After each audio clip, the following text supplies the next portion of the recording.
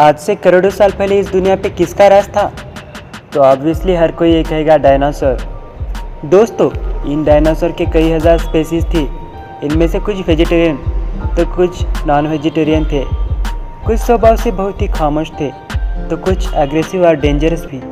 अगर आपने इस चैनल को अभी तक सब्सक्राइब नहीं किया है देन डू सब्सक्राइब और नए और लेटेस्ट अपडेट्स के लिए बेल आइकन को ऑन कर लीजिए ताकि आप आने वाली वीडियो की नोटिफिकेशन मिस न कर पाए। जी हाँ दोस्तों, मिलियन साल पहले इस दुनिया पर डायनासोर का राज था। हमारी तरह ही वह चलते थे, सांसें लेते थे और इन डायनासोर ने धरती पर करीबन 14 करोड़ सालों तक धरती पर राज किया। लेकिन ऐसी क्या वजह रही जो डायनासोर को नामो निशान मिट गया और नए स्पीसीज ह्यूमन बीइंग का उदय हुआ? इससे जानने के लिए हमें करोड़ों साल पीछे जाना होगा। तो जो दोस्तों चलिए चलते आज से करीबन 65 मिलियन साल पहले। धरती पर वेदर नॉर्मल था, ठंडी हवा चल रही थी।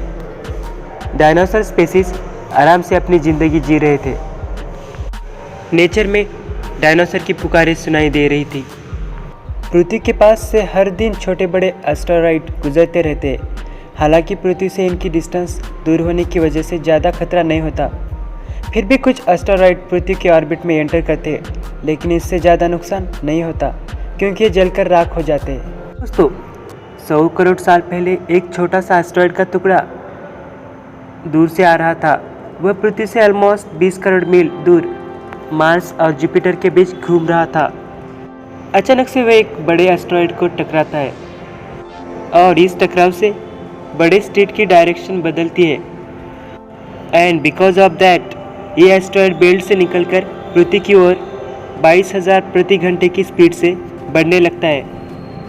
और जब ये एस्टेरॉइड धरती के एटमॉस्फेयर में घुसता है, ये फ्रिक्शन की वजह से आग के गोले में कन्वर्ट होता है।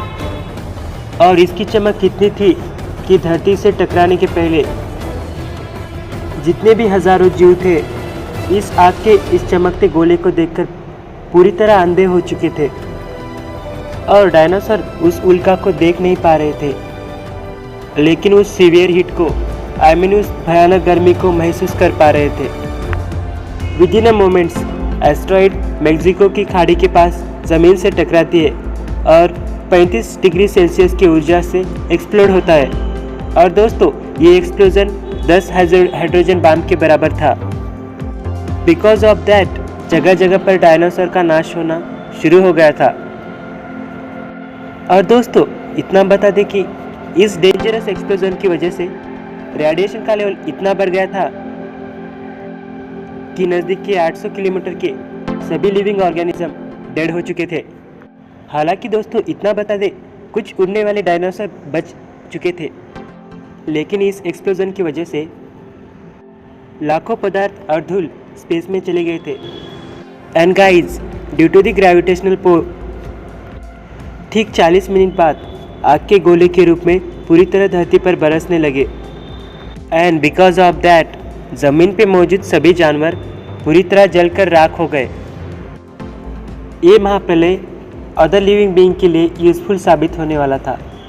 डायनासोर का एंड नए स्पीसीज़ के लिए नए प्रजाति के लिए एक अपॉर्चुनिटी लेके आया था और वो स्पीसीज़ थी मैमल्स, जिसे हम स्तनधारी स्पीसीज़ कहते हैं या स्तनधारी जीव कहते हैं।